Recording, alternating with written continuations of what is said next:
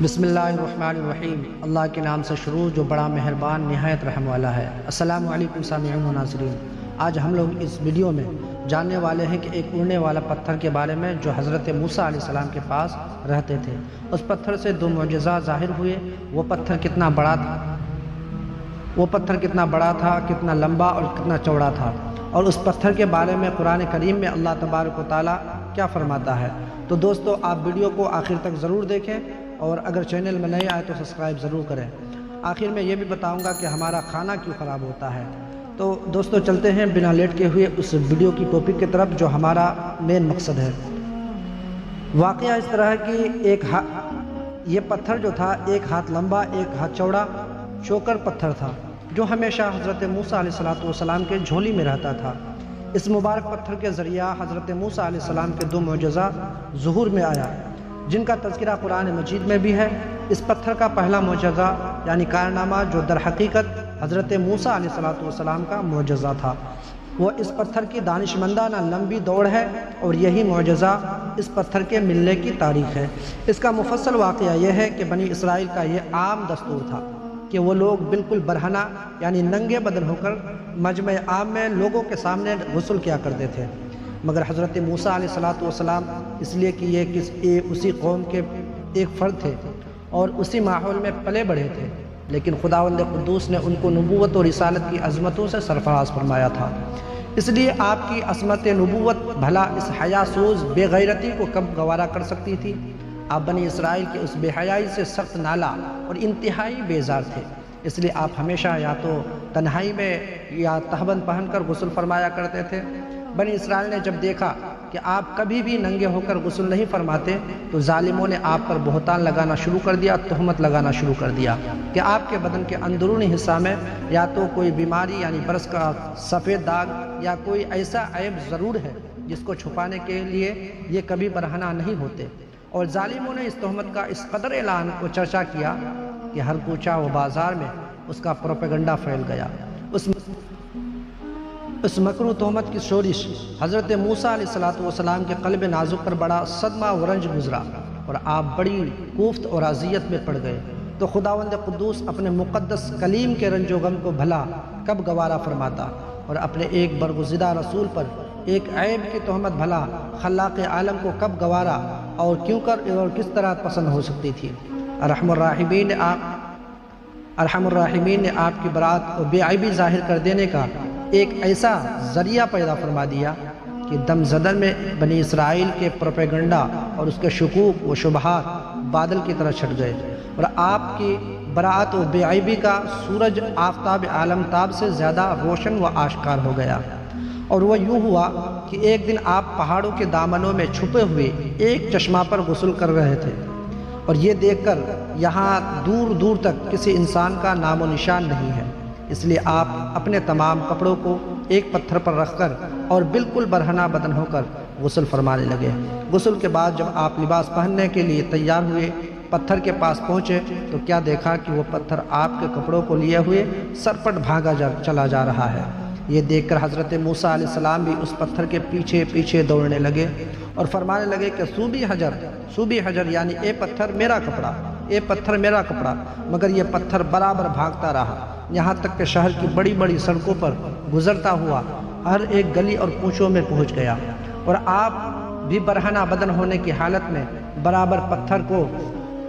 دوڑاتے چلے گئے۔ اسی طرح بنی اسرائیل کے ہر چھوٹے بڑے اپنی آنکھوں سے دیکھ لیا کہ سر سے پاؤں تک آپ کے مقدس بدن میں کہیں بھی کوئی عیب نہیں ہے، بلکہ آپ کے جسم اقدس کا ہر حصہ حسن و جمال میں اس قدر نقطۂ کمال کو پہنچا ہوا ہے کہ عام انسانوں میں اس کی مثال تقریباً محال ہے۔ چنانچہ بنی اسرائیل کے ہر فرد کی زبان پر یہی جملہ تھا، خدا کی قسم حضرت موسیٰ علیہ السلام بالکل ہی بے عیب ہے۔ جب یہ پتھر پوری طرح حضرت موسیٰ علیہ السلام کی براعت کا اعلان کر دیا، یعنی تہمت کو ختم کر چکا، تو خود بخود ٹھہر گیا۔ آپ نے جلدی سے اپنا لباس پہن لیا اور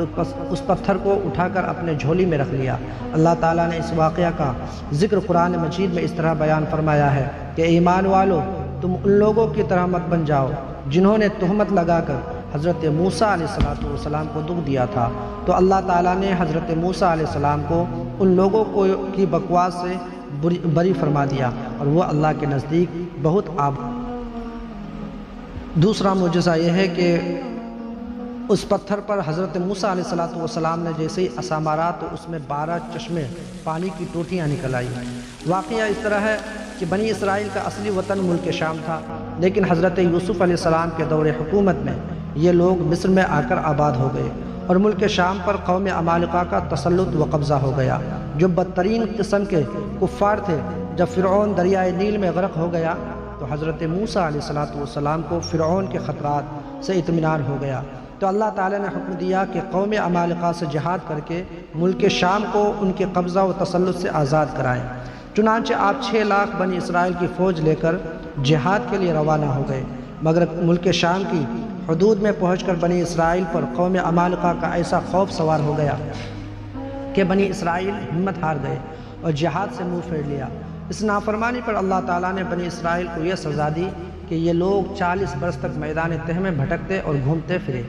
اور اس میدان سے باہر نہ نکل سکے۔ حضرت موسیٰ علیہ السلام بھی ان لوگوں کے ساتھ میدان تہ میں تشریف فرما تھے۔ جب بنی اسرائیل اس بے آب و گیا میدان میں بھوک و پیاس کی شدت سے بے قرار ہو گئے، پریشان ہو گئے، تو اللہ تعالیٰ نے حضرت موسیٰ علیہ السلام کی دعا سے ان لوگوں کے کھانے کے لیے منا و سلوہ اتارا۔ منا شہد کی طرح ایک قسم کا حلوہ تھا اور سلوہ بھنی ہوئی بٹیر تھی۔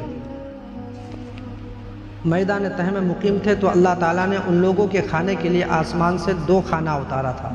ایک کا نام منا اور دوسرے کا نام سلوہ تھا۔ منا بالکل سفید شہد کی طرح ایک حلوہ تھا یا سفید رنگ کی شہد ہی تھی جو روزانہ آسمان سے بارش کی طرح برستی تھی، اور سلوہ پکی ہوئی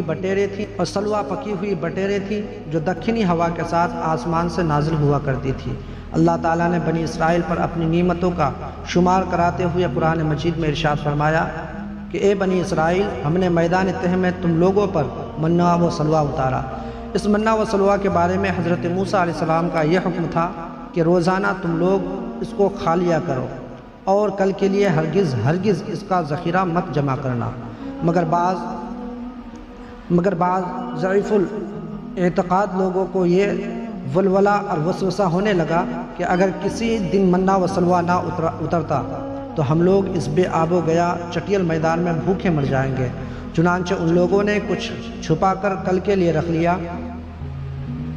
تو نبی کی نافرمانی سے ایسی نحوست پھیل گئی کہ جو کچھ لوگوں نے کل کے لیے جمع کیا تھا وہ سب سڑ گیا اور آئندہ کے لیے اس کا اترنا بھی بند ہو گیا۔ اس لیے حضور اقدس صلی اللہ تعالیٰ علیہ وسلم نے ارشاد فرمایا کہ بنی اسرائیل نہ ہوتے تو نہ کھانا کبھی خراب ہوتا اور نہ گوشت سڑتا۔ کھانا خراب ہونا اور گوشت کا سڑنا اسی تاریخ سے شروع ہوا، ورنہ اس سے پہلے کھانا کبھی بگڑتا نہ تھا اور نہ گوشت کبھی سڑتا تھا۔ کھانے کے بعد جب لوگ یہ منا اور سلوہ کھانے کے بعد